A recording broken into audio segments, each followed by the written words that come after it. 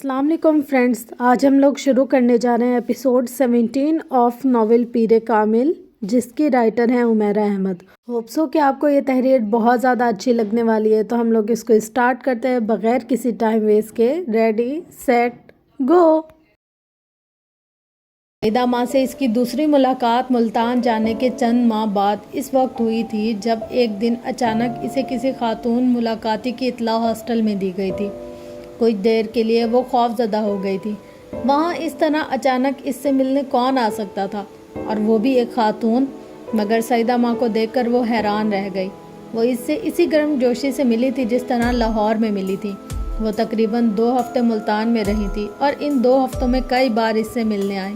ایک بار وہ ان کے ساتھ ہاسٹل سے ان کے بھائی کے گھر بھی گئی تھی، پھر جیسے ایک معمول بن گیا تھا۔ وہ چند ماہ بعد ملتان آتی اور اپنے قیام کے دوران باقاعدگی سے اس کے پاس آتی رہتی تھی۔ وہ خود جب مہینے میں ایک بار لاہور آتی تو ان سے ملنے کے لیے بھی جاتی تھی۔ کئی بار جب اس کی چھٹیاں زیادہ ہوتی تو وہ اسے وہاں ٹھہرنے کے لیے اصرار کرتی۔ وہ کئی بار وہاں رہی تھی۔ سرخ اینٹوں کا بنا وہ پرانا گھر اسے اچھا لگتا تھا، یا پھر یہ تنہائی کا وہ احساس تھا جو وہ ان کے ساتھ شیئر کر رہی تھی۔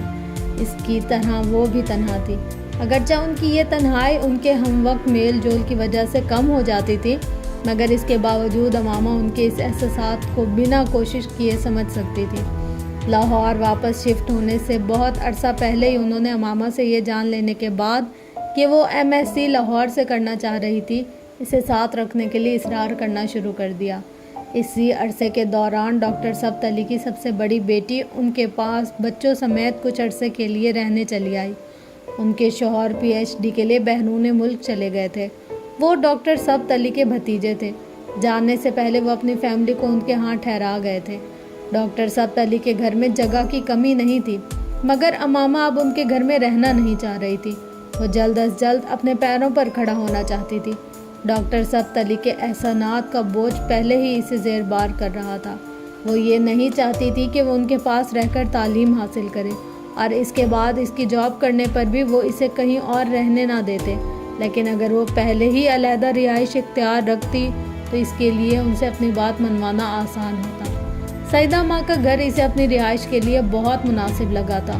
وہ جاب شروع کرنے پر انہیں مجبور کر کے کرائے کے مد میں کچھ نہ کچھ لینے پر مجبور کر سکتی تھی، مگر ڈاکٹر ثبت علی شاید یہ سب کچھ کبھی گوارا نہ کرتے۔ ڈاکٹر ثبت علی کے لیے اس کا یہ فیصلہ ایک شوق کی طرح تھا۔ کیوں آمنہ، میرے گھر پر کیوں نہیں رہ سکتی آپ؟ انہوں نے بہت ناراضگی سے اس سے کہا۔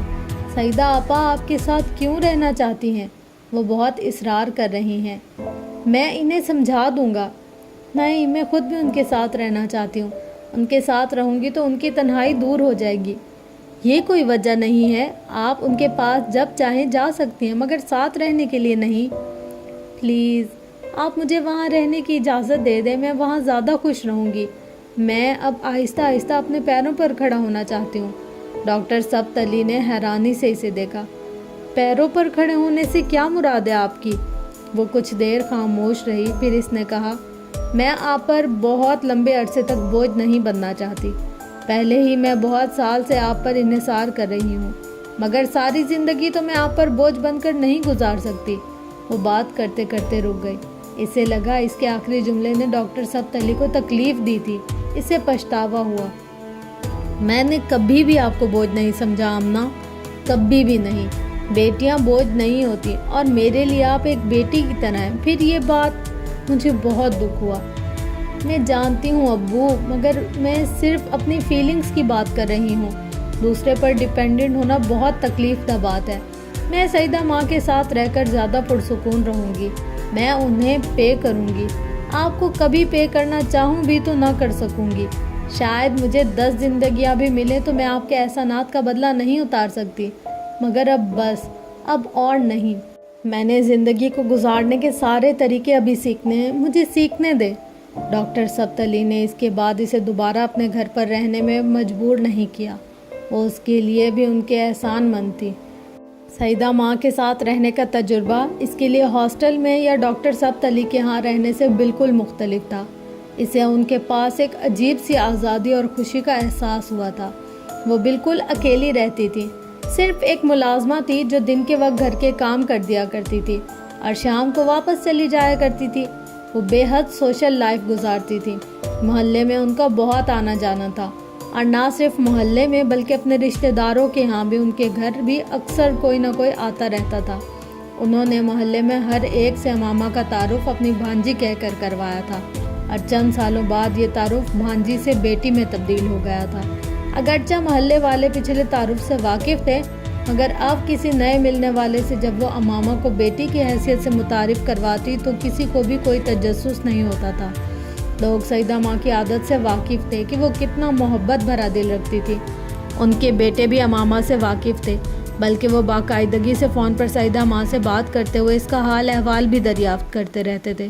ان کی بیوی اور بچے بھی اس سے بات چیت کرتے رہتے تھے۔ ان کے بیٹے ہر سال پاکستان آیا کرتے تھے، اور ان کے قیام کے دوران بھی امامہ کو کبھی ایسا محسوس نہیں ہوتا تھا جیسے وہ ان کی فیملی کا حصہ نہیں تھی۔ بعض دفعہ اسے یوں ہی لگتا تھا جیسے وہ واقعی سیدہ ماں کی بیٹی اور ان کے بیٹوں کی بہن تھی۔ ان دونوں کے بچے اسے پھپھو کہا کرتے تھے۔ پنجاب یونیورسٹی سے MSc کرنے کے بعد اس نے ڈاکٹر سبت علی کے توسط سے ایک فارماسیوٹیکل کمپنی میں جاب شروع کر دی۔ اس کی جاب بہت اچھی تھی، اور پہلی بار اس نے مالی طور پر خود مختاری حاصل کر لی تھی۔ یہ ویسی زندگی نہیں تھی جیسی وہ اپنے والدین کے گھر گزارتی تھی، نہ ہی ویسی تھی جیسی زندگی کے وہ خواب دیکھا کرتی تھی، مگر یہ ویسی بھی نہیں تھی جن خدشات کا وہ گھر سے نکلتے وقت شکار تھی۔ وہ ہر ایک کے بارے میں نہیں کہہ سکتی، مگر اس کے لیے زندگی معجزات کا دوسرا نام تھی۔ سالار سکندر جیسے لڑکے سے اس طرح کی مدد، ڈاکٹر سبت علی تک رسائی، سیدہ ماں جیسے خاندان سے ملنا، تعلیم کا مکمل کرنا، اور پھر وہ جاب، صرف جلال و نصر تھا جس کا خیال ہمیشہ اسے تکلیف میں مبتلا کر دیتا تھا، اور شاید اسے مل جاتا تو وہ دنیا کی خوش قسمت ترین لڑکی سمجھتی خود کو۔ 8 سالوں نے اس میں بہت سی تبدیلیاں پیدا کر دی تھی۔ گھر سے نکلتے وقت وہ جانتی تھی کہ اب دنیا میں اس کے نخرے اٹھانے والا کوئی نہیں تھا۔ اسے کسی سے کوئی توقعات وابستہ کرنی تھی، نہ ہی اس کے پورے نہ ہونے پر تکلیف محسوس کرنی تھی۔ اس کا رونا دھونا بھی وقت گزرنے کے ساتھ ساتھ کم ہوتا جا رہا تھا۔ 20 سال کی عمر میں چھوٹی چھوٹی باتوں پر خوفزدہ اور پریشان ہونے والی امامہ ہاشم آہستہ آہستہ اپنا وجود کھوتی جا رہی تھی۔ نئی نمودار ہونے والی امامہ زیادہ پر اعتماد اور مضبوط اعصاب رکھتی تھی، مگر اس کے ساتھ ساتھ وہ بہت زیادہ محتاط بھی ہو گئی تھی، ہر چیز کے بارے میں، اپنی گفتگو کے بارے میں، اپنے طور اتوار کے بارے میں۔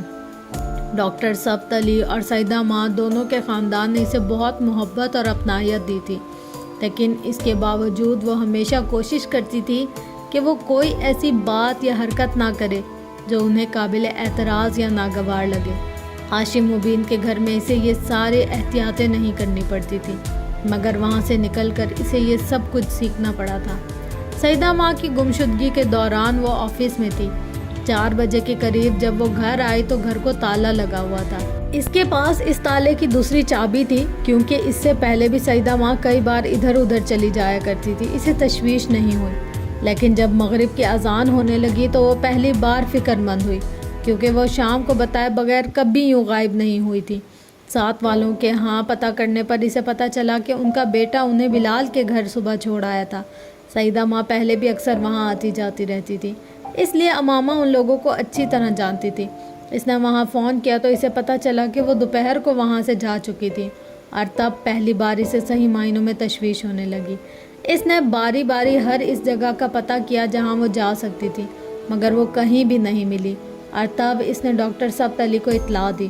اس کی حالت تب تک بے حد خراب ہو چکی تھی۔ سیدہ ماں کا میل جول اپنے محلے تک ہی تھا۔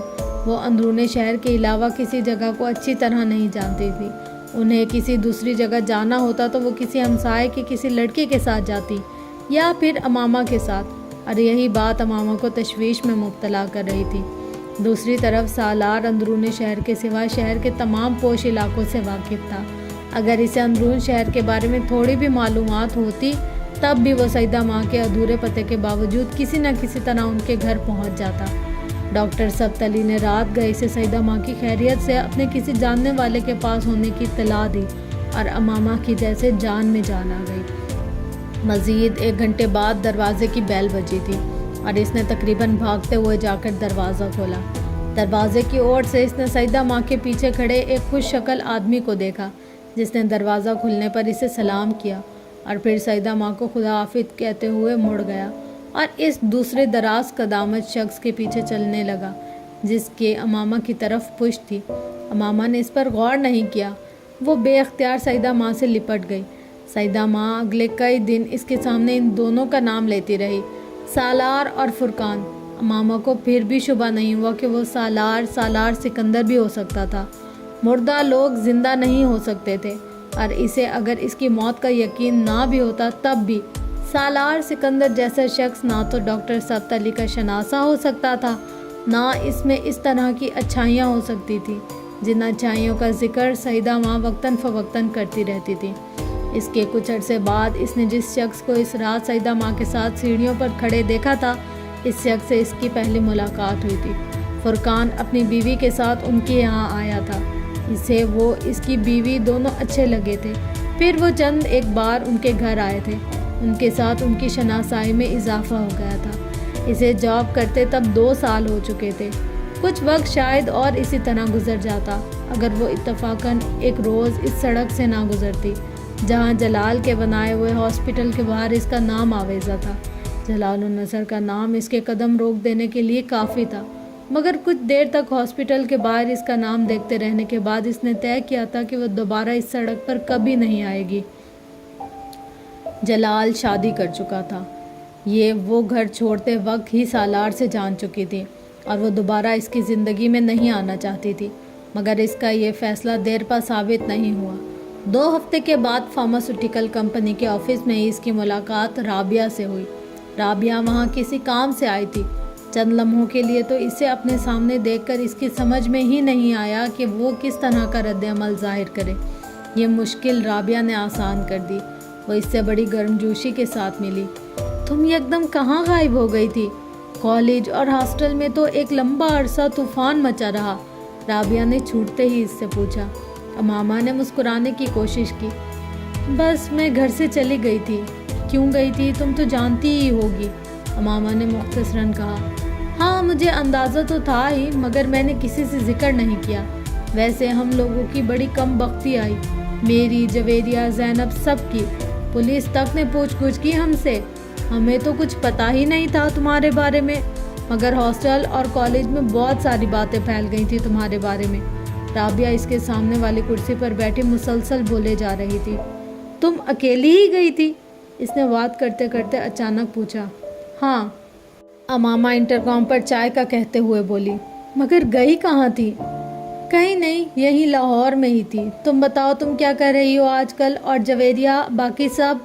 امامہ نے بات بدلتے ہوئے کہا۔ میں پریکٹس کر رہی ہوں لاہور میں، جویریہ اسلام آباد میں ہوتی ہے، شادی ہو گئی ہے اس کی ایک ڈاکٹر سے۔ میری بھی فاروق سے ہوئی ہے، تمہیں تو یاد ہوگا، کلاس فیلو تھا میرا۔ امامہ مسکرائی۔ اور زینب؟ اس کا دل بے اختیار دھڑکا۔ ہاں زینب آج کل انگلینڈ میں ہوتی ہے، ریزیڈنسی کر رہی ہے وہاں اپنے شوہر کے ساتھ۔ اس کے بھائی کے ہاسپٹل میں ہی فاروق پریکٹس کرتے ہیں۔ امامہ نے بے اختیار اسے دیکھا۔ جلال النصر ہاسپٹل میں؟ ہاں اسی کے ہاسپٹل میں، وہ اسپیشلائزیشن کر کے آیا ہے کچھ عرصہ پہلے، لیکن بیچارے کے ساتھ بڑی ٹریجڈی ہوئی ہے۔ چند ماہ پہلے طلاق ہو گئی ہے، حالانکہ اتنا اچھا بندہ ہے، مگر امامہ اس کے چہرے سے نظریں نہیں ہٹا سکی۔ طلاق؟ کیوں؟ پتہ نہیں، فاروق نے پوچھا تھا، اس سے کہہ رہا تھا انڈرسٹینڈنگ نہیں ہوئی۔ بیوی بھی بڑی اچھی تھی اس کی، ڈاکٹر ہے وہ بھی، لیکن پتہ نہیں کیوں طلاق ہو گئی۔ ہم لوگوں کا تو خاصا آنا جانا تھا ان کے گھر میں، ہمیں کبھی بھی اندازہ نہیں ہوا کہ ایسا کوئی مسئلہ ہے دونوں کے درمیان۔ ایک بیٹا ہے 3 سال کا، وہ جلال کے پاس ہی ہے۔ اس کی بیوی واپس امریکہ چلی گئی ہے۔ رابعہ لاپرواہی سے تمام تفصیلات بتا رہی تھی۔ تم اپنے بارے میں بتاؤ، یہ تو میں جان گئی ہوں کہ یہاں جاب کر رہی ہو، مگر اسٹڈیز تو تم نے مکمل نہیں کی۔ MSc کیا ہے کیمسٹری میں، اور شادی وغیرہ وہ بھی نہیں کی۔ پیرنٹس کے ساتھ تمہارا جھگڑا ختم ہوا یا نہیں؟ ماما نے حیرت سے اسے دیکھا۔ نہیں، پھر اس نے مدھم آواز میں کہا۔ وہ کچھ دیر اس کے پاس بیٹھی رہی، پھر چلی گئی۔ ماما باقی سارا وقت آفس میں ڈسٹرب رہی۔ اس نے جلال النصر کو کبھی بھلایا نہیں تھا، وہ اسے بھلا نہیں سکتی تھی۔ اس نے صرف اپنی زندگی سے اس کو الگ کر دیا تھا۔ مگر وہاں بیٹھے ہوئے اس دن اسے احساس ہوا کہ یہ بھی ایک خوش گمانی یا خود فریبی کے سوا کچھ نہیں تھا۔ وہ جلال النصر کو اپنی زندگی سے الگ کر بھی نہیں سکتی تھی۔ وہ صرف اس کی زندگی میں داخل ہو کر اسے کسی پریشانی سے دوچار نہیں کرنا چاہتی تھی، نہ ہی اس کی ازدواجی زندگی کو خراب کرنا چاہتی تھی، لیکن یہ جاننے کے بعد کہ اس کی ازدواجی زندگی پہلے ہی ناکام ہو چکی ہے اور وہ ایک بار پھر اکیلا تھا، اسے یاد آیا 8 سال پہلے وہ کس طرح اس شخص کے حصول کے لیے بچوں کی طرح مچلتی رہی تھی۔ وہ اسے حاصل نہیں کر سکی تھی۔ تب بہت سی دیواریں تھیں، بہت سی رکاوٹیں تھیں جسے نہ وہ نہ جلال النصر پار کر سکتا تھا، مگر اب بہت وقت گزر چکا تھا۔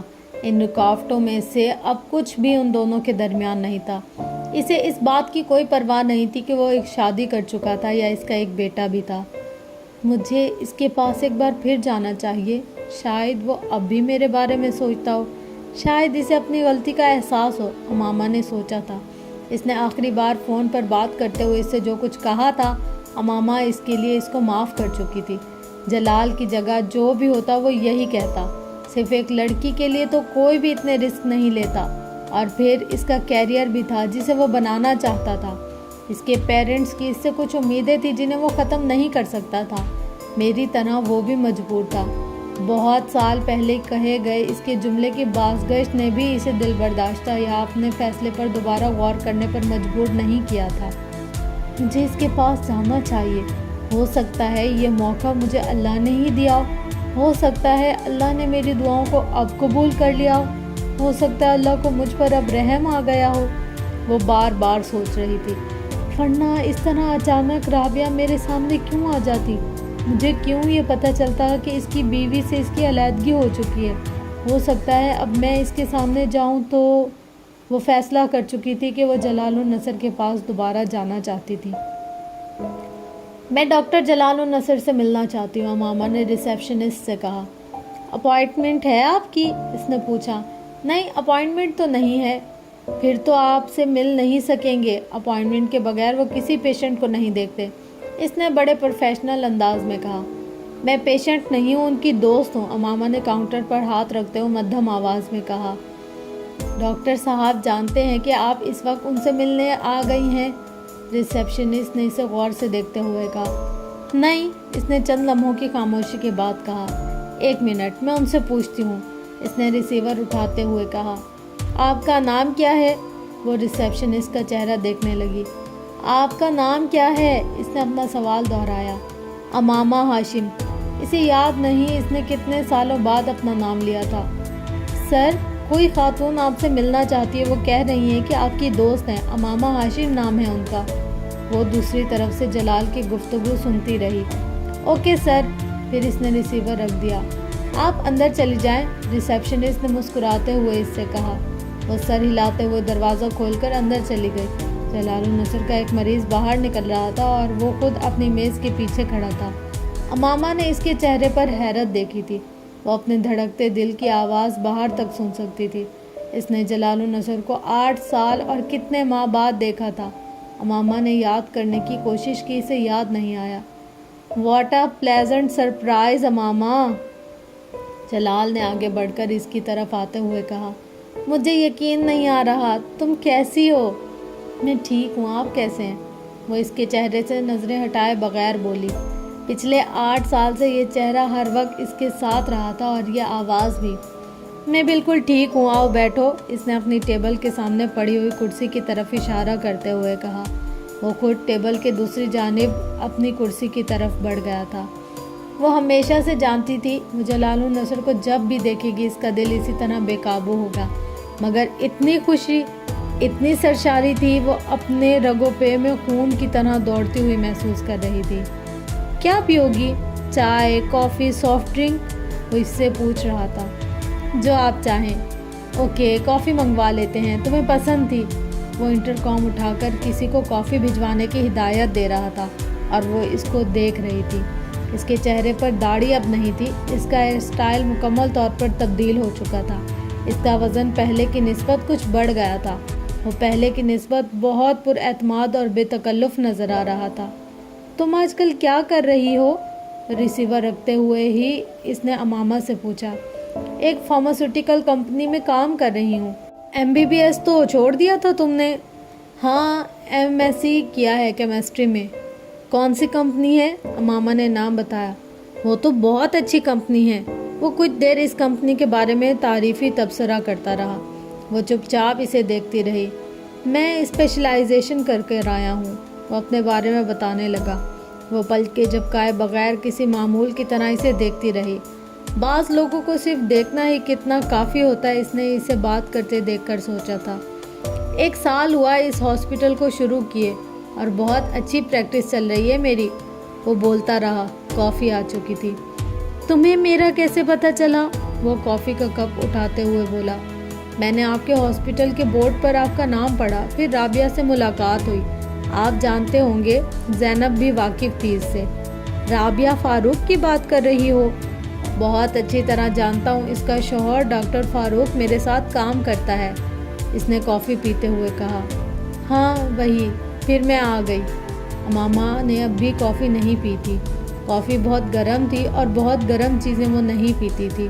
اس نے کسی زمانے میں میز کی دوسری جانب بیٹھے ہوئے شخص کو آئیڈیلائز کیا تھا۔ اس کا خیال تھا کہ اس میں ہر خوبی تھی، ہر وہ خوبی جو ایک مرد میں ہونی چاہیے، ہر وہ خوبی جو اپنے شوہر میں وہ دیکھنا چاہتی تھی۔ 8.5 سال گزر گئے تھے اور امامہ کو یقین تھا کہ وہ اب بھی ویسا ہی ہے۔ چہرے سے داڑھی ہٹ جانے کے مطلب یہ نہیں ہو سکتا کہ اس کو اب حضرت محمد صلی اللہ علیہ وسلم سے محبت نہ رہی ہو۔ اپنے ہاسپٹل کی کامیابی کے قصیدے پڑھتے ہوئے بھی امامہ اس کی اسی آواز کو اپنے کانوں میں گونجتا ہوا محسوس کر رہی تھی، جس آواز نے ایک بار اس کی زندگی کا سب سے بڑا مشکل فیصلہ آسان کر دیا تھا۔ وہ اس کے منہ سے کامیاب پریکٹس اور شہرت کا سن کر مسرور تھی۔ جلال نے زندگی میں انہی کامیابی کو سمیٹنے کے لیے 8.5 سال پہلے اسے چھوڑ دیا تھا، مگر وہ خوش تھی۔ آج سب کچھ جلال النصر کی مٹھی میں تھا۔ کم از کم آج فیصلہ کرنے میں اسے کسی دشواری کا سامنا نہیں کرنا پڑتا۔ تم نے شادی کر لی؟ بات کرتے کرتے اس نے اچانک پوچھا۔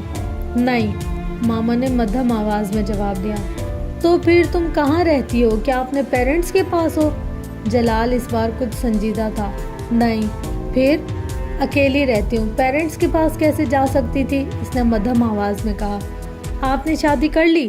جلال نے کافی کا ایک گھونٹ لیا۔ ہاں، شادی کر لی اور علیحدگی بھی ہو گئی۔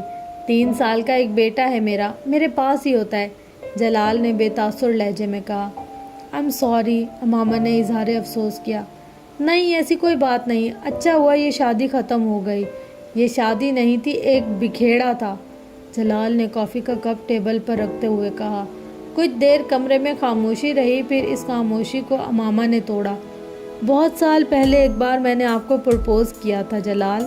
جلال اسے دیکھنے لگا۔ پھر میں نے آپ سے شادی کے لیے ریکویسٹ کی تھی۔ آپ اس وقت مجھ سے شادی نہیں کر سکے، کیا میں یہ ریکویسٹ آپ سے دوبارہ کر سکتی ہوں؟ اس نے جلال النصر کے چہرے کے رنگ بدلتے دیکھے۔ اب تو حالات بدل چکے ہیں، آپ کسی پر ڈیپینڈنٹ نہیں ہیں، نہ ہی میرے پیرنٹس کے کسی رد عمل کا آپ کو اندیشہ ہوگا، نہ ہی آپ کے پیرنٹس اعتراض کریں گے۔ اب تو آپ مجھ سے شادی کر سکتے ہیں۔ وہ جلال کا جواب سننے کے لیے رکی۔ وہ بالکل خاموش تھا۔ اس کی خاموشی نے امامہ کے اعصاب کو مزمل کر دیا۔ شاید یہ اس کے لیے خاموش ہے کیونکہ اسے اپنی پہلی شادی یا بیٹے کا خیال ہوگا، امامہ نے سوچا۔ مجھے اسے بتانا چاہیے کہ مجھے اس کی پہلی شادی کی کوئی پرواہ نہیں ہے، نہ ہی اس بات پر اعتراض ہے کہ اس کا ایک بیٹا بھی ہے۔ جلال، مجھے آپ کی شادی پر کوئی اعتراض نہیں، جلال نے اس کی بات کاٹ دی۔ امامہ، یہ ممکن نہیں ہے۔ کیوں ممکن نہیں ہے؟ کیا آپ کو مجھ سے محبت نہیں ہے؟ محبت کی بات نہیں ہے امامہ، اب بہت وقت گزر چکا ہے۔ ویسے بھی ایک شادی ناکام ہونے کے بعد میں فوری طور پر دوسری شادی نہیں کرنا چاہتا، میں اپنے کیریئر پر دھیان دینا چاہتا ہوں۔ جلال، آپ کو مجھ سے تو کوئی اندیشہ نہیں ہونا چاہیے، میرے ساتھ تو آپ کی شادی ناکام نہیں ہو سکتی۔ پھر بھی میں کوئی رسک نہیں لینا چاہتا، جلال نے اس کی بات کاٹ دی۔ میں انتظار کر سکتی ہوں، جلال نے ایک گہرا سانس لیا۔ اس کا کوئی فائدہ نہیں ہے امامہ، میں اس پوزیشن میں نہیں ہوں کہ تم سے شادی کر سکوں۔ وہ دم سادے اسے دیکھتی رہی۔ یہ شادی میں نے اپنی مرضی سے کی تھی، دوبارہ میں اپنی مرضی نہیں کرنا چاہتا۔ دوسری شادی میں اپنے پیرنٹس کی مرضی سے کرنا چاہتا ہوں۔ آپ اپنے پیرنٹس کو میرے بارے میں بتا دیں، شاید وہ آپ کو اجازت دے دیں، اس نے ڈوبتے ہوئے دل کے ساتھ کہا۔ نہیں بتا سکتا ماما، دیکھو کچھ حقائق ہیں جن کا سامنا مجھے اور تمہیں بہت حقیقت پسندی سے کرنا چاہیے۔ میں اپنے لیے تمہارے جذبات کی قدر کرتا ہوں اور اس میں کوئی شبہ نہیں کہ کسی زمانے میں میں بھی تمہارے ساتھ انوالو تھا، یا یہ کہہ لو کہ محبت کرتا تھا۔ میں آج بھی تمہارے لیے دل میں بہت خاص جذبہ رکھتا ہوں اور ہمیشہ رکھوں گا، مگر زندگی جذبات کے سہارے نہیں گزاری جا سکتی۔ وہ رکا۔ امامہ کافی کے کپ سے اٹھتے دھوئیں کے پھار اس کا چہرہ دیکھتی رہی۔ تم جب 7-8 سال پہلے اپنا گھر چھوڑ رہی تھی تو میں نے تمہیں سمجھایا تھا کہ اس طرح نہ کرو، لیکن تم نے اس معاملے کو اپنی مرضی سے ہینڈل کیا۔ اپنے پیرنٹس کو مجھ سے شادی کے لیے کنونس کرنے کے بجائے تم مجھے مجبور کرتی رہی کہ میں تم سے چھپ کر شادی کر لوں۔ میں ایسا نہیں کر سکا اور نہ ہی یہ مناسب سمجھا۔ مذہب کی بات اپنی جگہ، مگر مذہب کے ساتھ معاشرہ بھی تو کوئی چیز ہوتا ہے جس میں ہم رہتے ہیں اور جس کی ہمیں پرواہ کرنی چاہیے۔ ماما کو یقین نہیں آیا، وہ یہ سب اس شخص کے منہ سے سن رہی تھی جو… تم تو چلی گئی تھی، مگر تمہارے جانے کے بعد تمہارا اس طرح غائب ہو جانا کتنا بڑا اسکینڈل ثابت ہوا، اس کا تمہیں اندازہ نہیں۔ تمہارے پیرنٹس نے پریس میں یہ خبر نہیں آنے دی، مگر پورے میڈیکل کالج کو تمہارے اس طرح چلے جانے کا پتہ تھا۔ پولیس نے تمہاری بہت ساری فرینڈز اور کلاس فیلوز سے تمہارے بارے میں انویسٹیگیشن کی، زینب بھی اس میں شامل تھی۔ خوش قسمتی سے ہم بچ گئے۔ وہ اٹھ کھڑا ہو گیا۔ میں نے اتنے سال محنت کر کے اپنا مقام بنایا ہے، میں اتنا بہادر نہیں ہوں کہ میں تم سے شادی کر لوں، لوگوں کی چہمگوئیوں کا نشانہ بنوں۔ میرا اٹھنا بیٹھنا ڈاکٹرز کی کمیونٹی میں ہے، اور ماما ہاشم کی میری بیوی کے طور پر واپسی مجھے اسکینڈلائز کر دے گی۔ تم سے شادی کر کے میں لوگوں سے نظریں نہیں چرانا چاہتا۔ تم اتنے سال کہاں رہی ہو، کیسے رہی ہو، یہ بہت اہم سوالات ہیں۔ میرے پیرنٹس کو تمہاری کسی بات پر یقین نہیں آئے گا، اور مجھے لوگوں کی نظروں میں اپنا یہ مقام برقرار رکھنا ہے۔ تم بہت اچھی ہو، مگر لوگ سمجھتے کہ تم اچھی لڑکی نہیں ہو، اور میں کسی اسکینڈلائز لڑکی سے شادی نہیں کر سکتا۔ میں برداشت نہیں کر سکتا کہ کوئی یہ کہے کہ میری بیوی کا کردار اچھا نہیں ہے۔ آئی ہوپ تم میری پوزیشن کو سمجھ سکتی ہو۔ کافی کے کپ سے اٹھتا دھواں ختم ہو چکا تھا، مگر جلال النصر کا چہرہ اب بھی کسی دھوئیں کے پیچھے چھپا نظر آ رہا تھا، یا پھر یہ اس کی آنکھوں میں اترنے والی دھند تھی جس نے جلال النصر کو غائب کر دیا تھا۔ کرسی کے دونوں ہاتھوں کا سہارا لیتے ہوئے وہ اٹھ کھڑی ہوئی۔ ہاں میں سمجھ سکتی ہوں، اس نے اپنے آپ کو کہتے سنا۔ خدا حافظ۔ آئی ایم سوری امامہ، جلال معذرت کر رہا تھا۔ امامہ نے اسے نہیں دیکھا، وہ جیسے نیند کی حالت میں چلتے ہوئے کمرے سے باہر آ گئی۔ شام کے 7 بج چکے تھے، اندھیرا چھا چکا تھا۔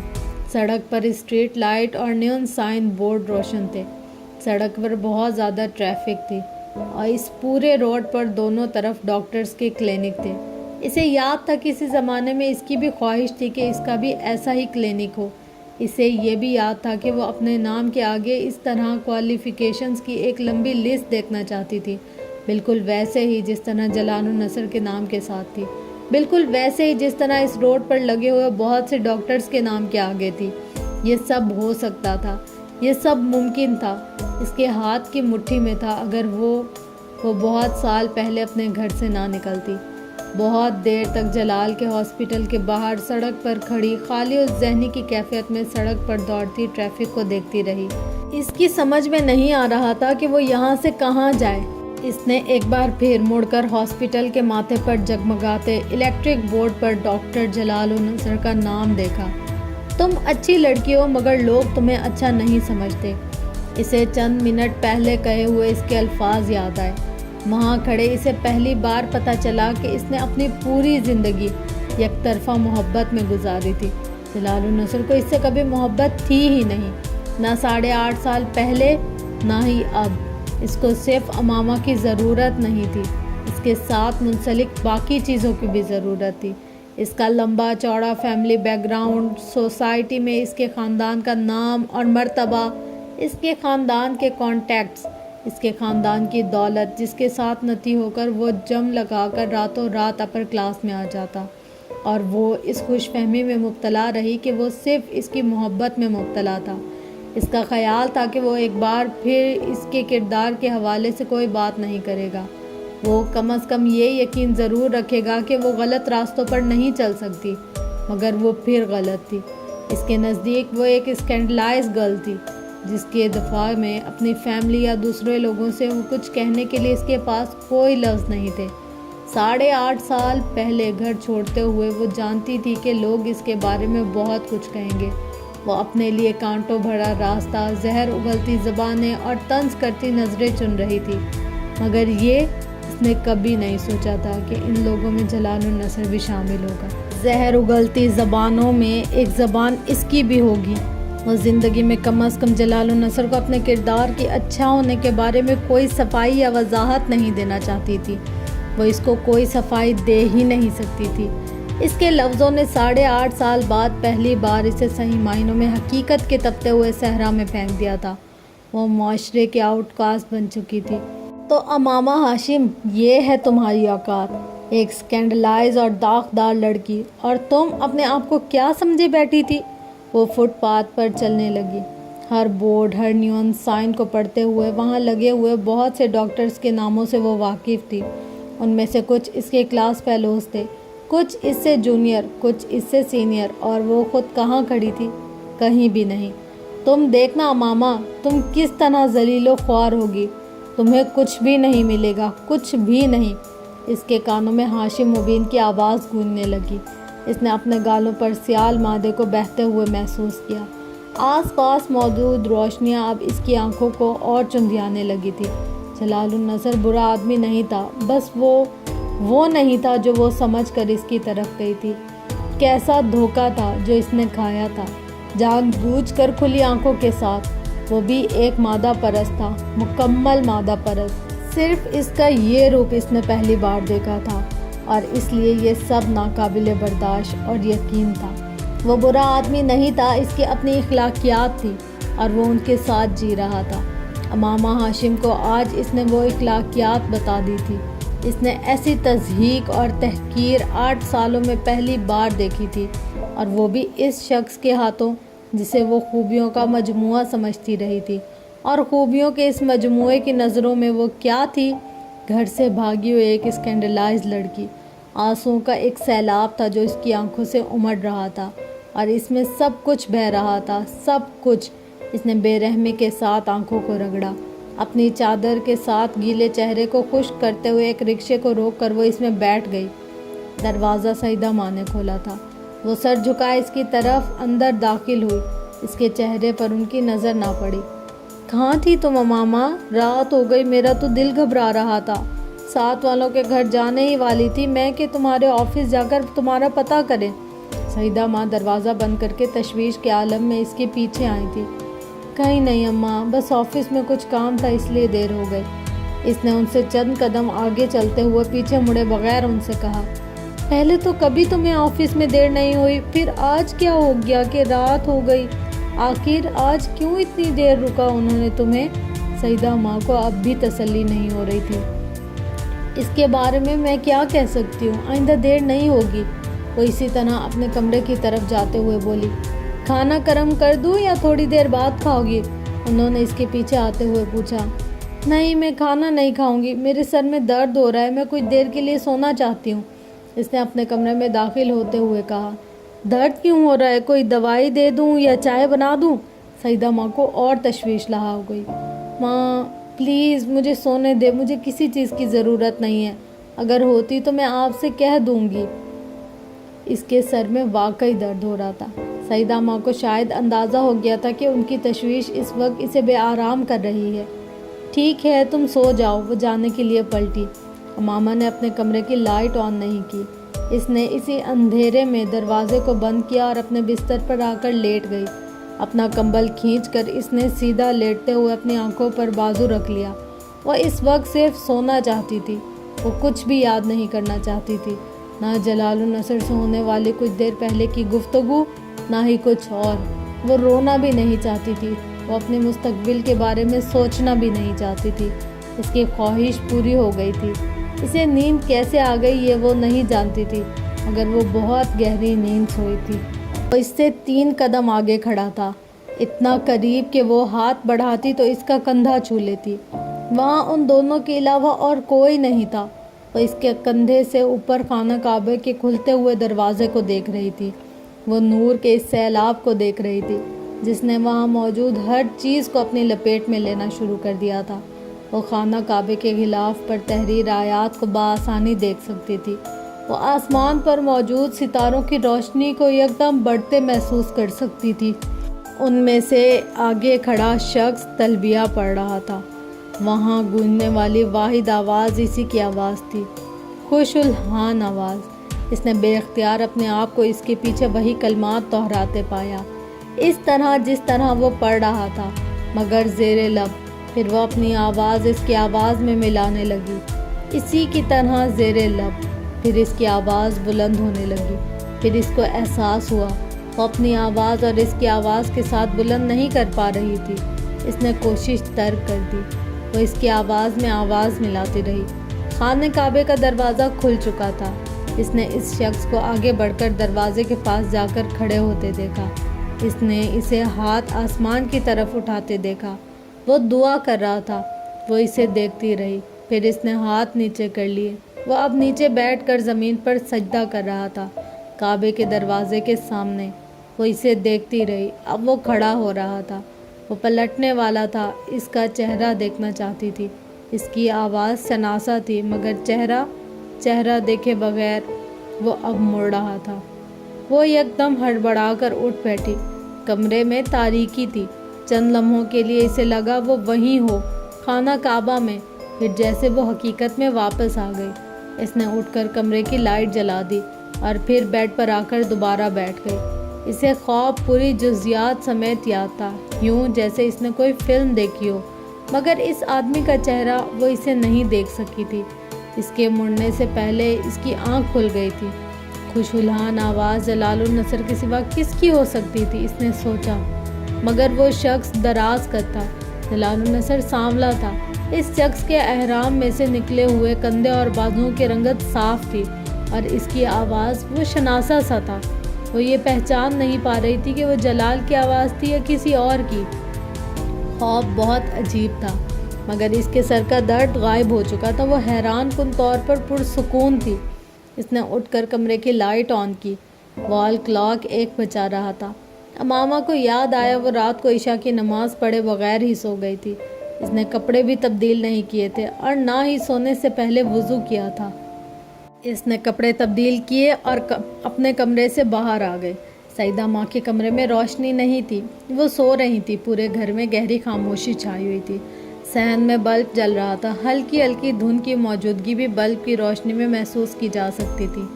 صحن کی دیواروں کے ساتھ چڑھی سبز بیلیں سرخ اینٹوں کی دیواروں کے ساتھ بالکل ساکت تھیں۔ وہ وضو کرنے کے لیے صحن کی دوسری طرف موجود باتھ روم میں جانا چاہتی تھی، مگر صحن میں جانے کے بجائے وہ برآمدے کے ستون کے پاس آ کر بیٹھ گئی۔ اپنے سویٹر کے آستینوں کو اوپر کرتے ہوئے اس نے اپنی شرٹ کے آستینوں کے بٹن کھولتے ہوئے انہیں فولڈ کر دیا۔ چند لمحوں کے لیے اسے جھرجھری آئی، خنکی بہت زیادہ تھی۔ پھر وہ ان بیلوں کو دیکھنے لگی۔ ایک بار پھر جلال النصر کے ساتھ شام ہونے والی ملاقات اسے یاد آئی تھی، مگر اس بار اس کی باتوں کی گونج اسے اشک بار نہیں کر رہی تھی۔ دستگیری میری تنہائی کی تو نے ہی تو کی، میں تو مر جاتا اگر ساتھ نہ ہوتا تیرا۔ تہبت ہے تیریاں ذہن پہ جب ٹوٹتی ہیں، نور ہو جاتا ہے کچھ اور ہویدا تیرا۔ کچھ نہیں مانگتا شاہوں سے یہ شہدا تیرا، اس کی دولت ہے فقط نقش کفِ پا تیرا۔ ایک افسردہ سی مسکراہٹ اس کے ہونٹوں پر نمودار ہوئی۔ گزرے ہوئے پچھلے 8.5 سالوں میں یہ آواز اور یہ الفاظ اس کے ذہن سے کبھی معدوم نہیں ہوئے تھے، اور پھر اسے کچھ دیر پہلے کے خواب میں سنائی دینے والی وہ دوسری آواز یاد آئی، لبیک اللہم لبیک، لبیک لا شریک لک لبیک، ان الحمد والنعمت لک والملک لا شریک لک۔ وہ آواز مانوس اور شناسا تھی۔ جلال النصر کی آواز کے علاوہ وہ اور کس کی آواز سے واقف نہیں تھی۔ آنکھیں بند کر کے اس نے خواب میں دیکھے ہوئے اس منظر کو یاد کرنے کی کوشش کی۔ مقام ملتزم، خانہ کعبہ کا کھلا دروازہ، غلاف کعبہ کی وہ روشن آیات، وہ پرسکون ٹھنڈی معطر رات، خانہ کعبہ کے دروازے سے پھوٹتی وہ دودھیا روشنی اور سجدہ کرتا تلبیہ پڑھتا وہ مرد۔ امامہ نے آنکھیں کھول دیں۔ کچھ دیر تک وہ صحن میں اترتی دھند میں نظریں جمائے اس آدمی کے بارے میں سوچتی رہی۔ اس آدمی کے برہنہ کندھے کی پشت پر ہلکے ہلکے بالوں کے زخم کا ایک مندمل شدہ نشان تھا۔ امامہ کو حیرت ہو رہی تھی۔ خواب کی اس طرح کی جزیات اسے پہلے کبھی یاد نہیں رہی تھی۔ اس نے زندگی میں پہلی بار خانہ کعبہ کو خواب میں دیکھا تھا اور وہاں بیٹھے اسے خواہش ہوئی تھی کہ کاش وہ کبھی اسی طرح مسجد نبوی صلی اللہ علیہ وسلم میں روضہ رسول صلی اللہ علیہ وسلم کے سامنے کھڑی ہو، اسی طرح مسجد نبوی صلی اللہ علیہ وسلم خالی ہو، وہاں صرف وہ ہو، اور اندازہ نہیں کر سکی کہ وہ کتنی دیر وہاں اسی طرح بیٹھی رہی۔ وہ اپنے گرد و پیش میں جب لوٹی تھی، جب سیدہ ماں تہجد پڑھنے کے لیے وضو کرنے کی خاطر باہر صحن میں نکلی تھی۔ اماں کو وہاں اس وقت دیکھ کر وہ حیران ہوئی۔ تمہارے سر کا درد کیسا ہے؟ اس کے پاس کھڑے ہو کر انہوں نے پوچھا۔ اب تو درد نہیں ہے۔ ماما نے سر اٹھا کر انہیں دیکھا۔ رات کو کھانا کھائے بغیر ہی سو گئی تھی۔ وہ اس کے پاس برآمدے کے ٹھنڈے فرش پر بیٹھتے ہوئے بولی۔ وہ خاموش رہی۔ سیدہ ماں ایک گرم اونی شال اوڑھے ہوئے تھی۔ امامہ نے ان کے کندھے پر اپنا چہرہ ٹکا دیا۔ اس کے سن چہرے کو گرم شال سے ایک عجیب سی آسودگی کا احساس ہوا۔ اب تم شادی کر لو آمنہ، سیدہ ماں نے اس سے کہا۔ وہ اسی طرح گرم شال میں اپنا چہرہ چھپائے رہی۔ سیدہ ماں پہلی بار یہ بات نہیں کہہ رہی تھی۔ آپ کر دیں۔ وہ ہمیشہ ان کی اس بات پر خاموشی اختیار کر لیتی تھی۔ کیوں؟ وجہ وہ خود بھی نہیں جانتی تھی، لیکن آج پہلی بار وہ خاموش نہیں رہی۔ تم سچ کہہ رہی ہو؟ سیدہ ماں اس کی بات پر حیران ہوئی۔ میں سچ کہہ رہی ہوں۔ امامہ نے سر ان کے کندھے سے اٹھایا۔ تمہیں کوئی پسند ہے؟ سیدہ ماں نے اس سے پوچھا۔ وہ سر جھکائے صحن کے فرش کو دیکھتی رہی۔ کوئی مجھے پسند ہے؟ نہیں، مجھے کوئی پسند نہیں ہے۔ سیدہ ماں کو اس کی آواز بھرائی ہوئی لگی۔ اس سے پہلے کہ وہ اس سے کچھ کہتی، اس نے ایک بار پھر ان کی شال میں اپنا چہرہ چھپا لیا۔ تمہاری شادی ہو جائے گی تو میں بھی انگلینڈ چلی جاؤں گی، انہوں نے اس کے سر کو تھپتھپاتے ہوئے کہا، اور اس کے سر کو تھپتھپاتے ہوئے انہیں احساس ہوا کہ وہ ان کی شال میں منہ چھپائے ہچکیوں سے رو رہی تھی۔ آمنہ، آمنہ بیٹا کیا ہوا؟ انہوں نے پریشان ہو کر اس کا چہرہ اٹھانے کی کوشش کی۔ وہ کامیاب نہیں ہوئی۔ وہ اسی طرح ان کے ساتھ لگ کر روتی رہی۔ اللہ کے لیے کچھ تو بتاؤ، کیوں رو رہی ہو؟ وہ دل گرفتہ ہو گئی۔ کچھ نہیں، بس ایسے ہی، سر میں درد ہو رہا ہے۔ انہوں نے زبردستی اس کا گیلا چہرہ اوپر کیا۔ وہ اب اپنی آستینوں سے چہرہ پہنچتے ہوئے اٹھ کھڑی ہوئی۔ اس نے سیدہ ماں سے آنکھیں نہیں ملائی تھی۔ سیدہ ماں ہکا بکا اسے باتھ روم کی طرف جاتے دیکھتی رہی۔ سیدہ ماں اس کی شادی کی بات کرنے والی اکیلی نہیں تھی۔ اس کی تعلیم مکمل ہونے کے بعد ڈاکٹر ثبت علی نے ایک بار پھر اس سے شادی کا ذکر کیا تھا۔ وہ نہیں جانتی تھی تب اس نے کیوں انکار کر دیا، یہ جاننے کے باوجود کہ وہ اب آزاد تھی۔ مجھے کچھ عرصہ جاب کر لینے دیں، اس کے بعد میں شادی کر لوں گی، اس نے ڈاکٹر ثبت علی سے کہا تھا۔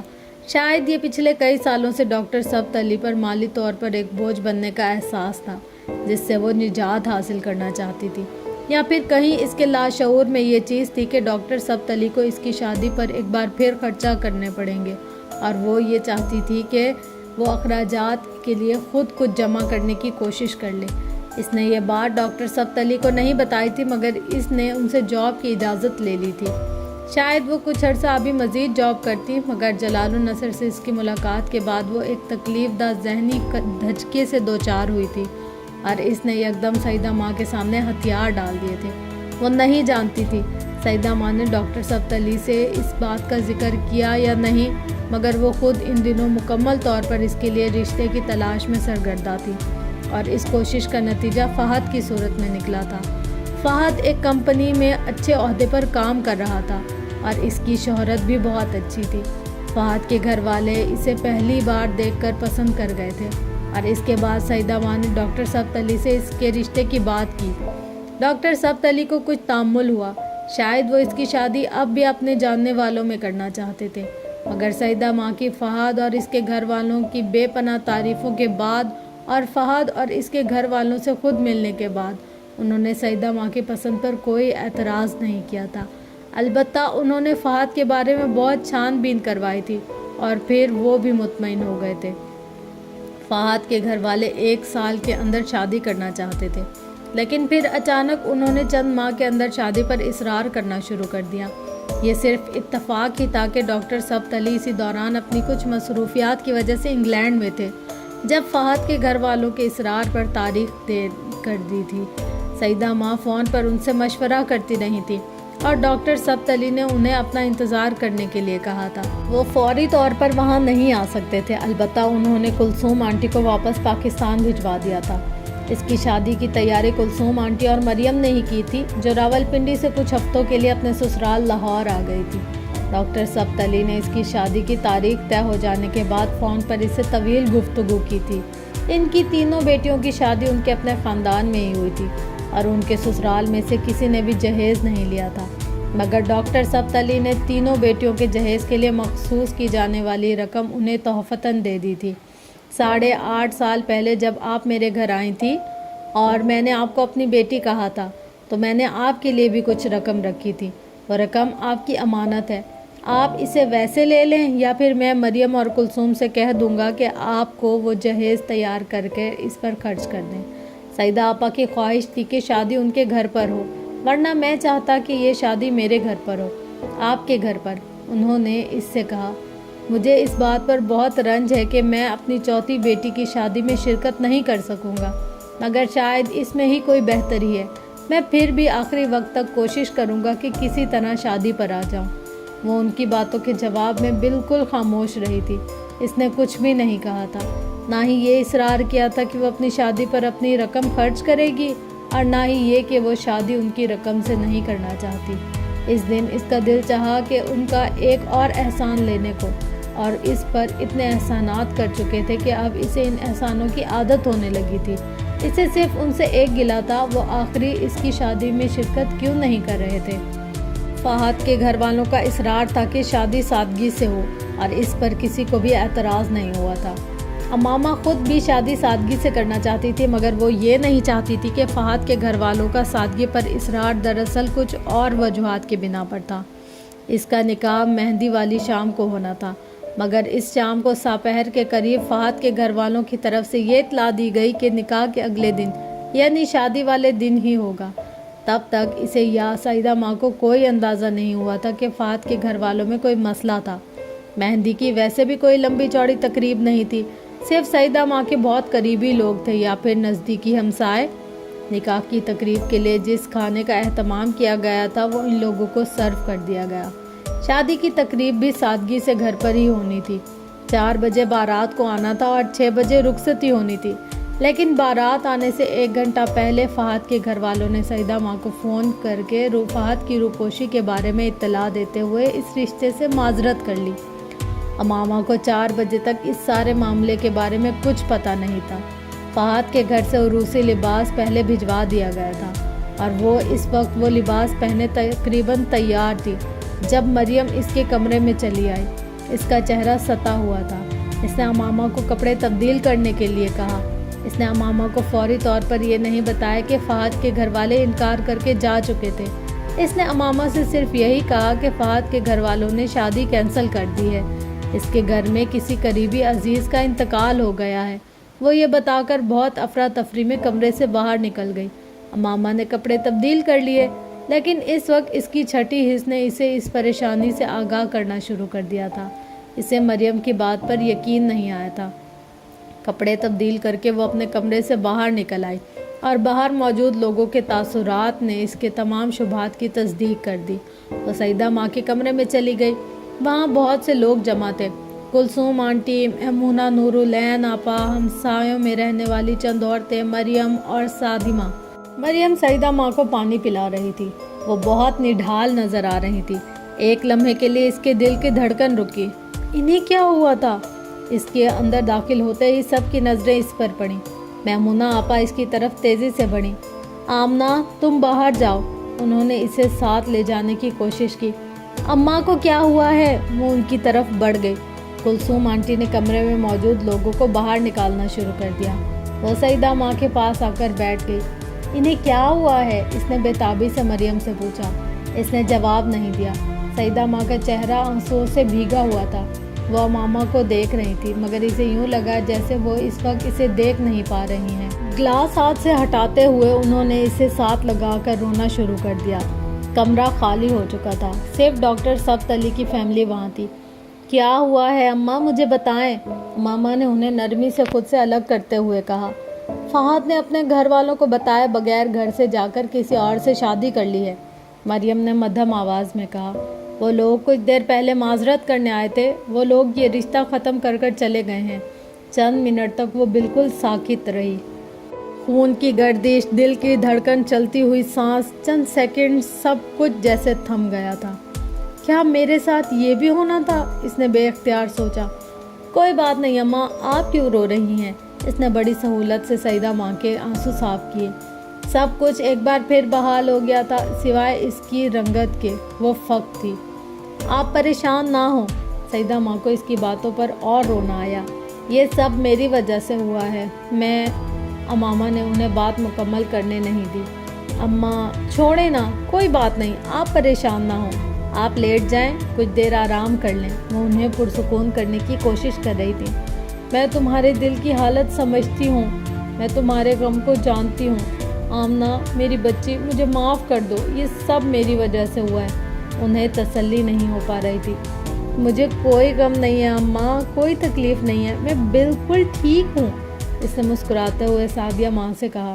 سعدیہ ماں ایک دم روتے ہوئے اٹھ کر باہر نکل گئیں۔ امامہ کسی سے کوئی بات کہے بغیر ایک بار پھر اپنے کمرے میں چلی آئی۔ اس کے بیڈ پر تمام چیزیں اسی طرح پڑی ہوئی تھیں۔ اس نے انہیں سمیٹنا شروع کر دیا۔ اس کی جگہ کوئی اور لڑکی ہوتی تو اس وقت وہاں بیٹھی رو رہی ہوتی، مگر وہ غیر معمولی طور پر پرسکون تھی۔ اگر میں جلال کے نہ ملنے پر صبر کر سکتی ہوں تو یہ تو پھر ایک ایسا شخص تھا جس کے ساتھ میری کوئی جذباتی وابستگی نہیں تھی۔ اس نے اپنے عروسی لباس کو طے کرتے ہوئے سوچا، زیادہ سے زیادہ کیا ہوگا؟ یہاں بھی لوگوں کے سامنے نظریں چرا کر اور سر جھکا کر چلنا پڑے گا، کچھ باتیں اور بے عزتی برداشت کرنی پڑے گی، تو پھر کیا ہوا؟ اس میں میرے لیے کیا نیا ہے؟ مریم کمرے میں داخل ہوئی اور اس کے ساتھ چیزیں سمیٹنے لگی۔ ابو کو فون کر دیا ہے، اس نے امامہ کو بتایا۔ وہ پہلی بار کچھ جھنجھلائے۔ کیوں خام خواہ تم لوگ انہیں تنگ کر رہے ہو؟ انہیں وہاں سکون سے رہنے دو، اتنا بڑا حادثہ ہو گیا اور تم؟ اس نے مریم کی بات کاٹ دی۔ مریم، میری زندگی میں اس سے بڑے حادثے ہو چکے ہیں، یہ کیا معنی رکھتا ہے؟ مجھے تکلیف سہنے کی عادت ہو چکی ہے۔ تم سعدیہ ماں کو تسلی دو، مجھے کچھ نہیں ہوا، میں بالکل ٹھیک ہوں، اور ابو کو بھی خواہ خواہ تنگ نہ کرو، وہ وہاں پریشان ہوں گے۔ مریم کو چیزیں سمیٹتے ہوئے وہ اب نارمل لگی۔ اس سے پہلے کہ وہ کچھ کہتی، کلثوم آنٹی سعیدہ ماں کے ساتھ یکدم اندر آ گئی۔ امامہ کو ان دونوں کے چہرے بہت عجیب لگے۔ کچھ دیر پہلے کے برعکس وہ دونوں بے حد خوش نظر آ رہی تھی۔ اس کے کسی سوال سے پہلے کلثوم آنٹی نے اسے سالار کے بارے میں بتانا شروع کر دیا۔ وہ دم بخود ان کی باتیں سن رہی تھی۔ اگر تمہیں اعتراض نہ ہو تو تمہارا نکاح اس سے کر دیا جائے؟ آنٹی نے اس سے پوچھا۔ سبت علی سے بہت اچھی طرح جانتے تھے، وہ بہت اچھا لڑکا ہے، وہ اسے تسلی دینے کی کوشش کر رہی تھی۔ اگر ابو اسے جانتے ہیں تو ٹھیک ہے، مجھے کوئی اعتراض نہیں ہے، آپ جیسا بہتر سمجھے کریں۔ اس کا ایک دوست تم سے کچھ باتیں کرنا چاہتا ہے۔ وہ اس مطالبے پر کچھ حیران ہوئی تھی، مگر اس نے فرقان سے ملنے سے انکار نہیں کیا۔ میرے دوست نے 8-9 سال پہلے ایک لڑکی سے نکاح کیا تھا اپنی پسند سے۔ وہ چپ چاپ فرقان کو دیکھتی رہی۔ وہ آپ سے شادی پر تیار ہے، مگر وہ اس لڑکی کو طلاق دینا نہیں چاہتا۔ کچھ وجوہات کی بنا پر وہ لڑکی اس کے ساتھ نہیں رہی، لیکن وہ اب بھی اسے اپنے گھر میں رکھنا چاہتا ہے۔ اس نے مجھ سے کہا ہے کہ میں آپ کو یہ سب کچھ بتا دوں، تاکہ اگر آپ کو اس پر کوئی اعتراض ہو تو اس بات کو یہیں ختم کر دیں گے۔ لیکن میں آپ سے یہ بات کہنا چاہتا ہوں کہ شاید وہ لڑکی سے کبھی بھی نہ ملے۔ 8-9 سال سے اس کا میرے دوست کے ساتھ کوئی رابطہ نہیں ہے۔ یہ ایک مہم سی امید ہے جس پر وہ اس کا انتظار کر رہا ہے۔ ڈاکٹر سبت علی صاحب آپ کو اپنی بیٹی سمجھتے ہیں اور اس حوالے سے آپ میری بہن کی طرح ہیں۔ اس وقت صورتحال سے نکلنے کے لیے یہی بہتر ہے کہ آپ اس سے شادی کر لیں۔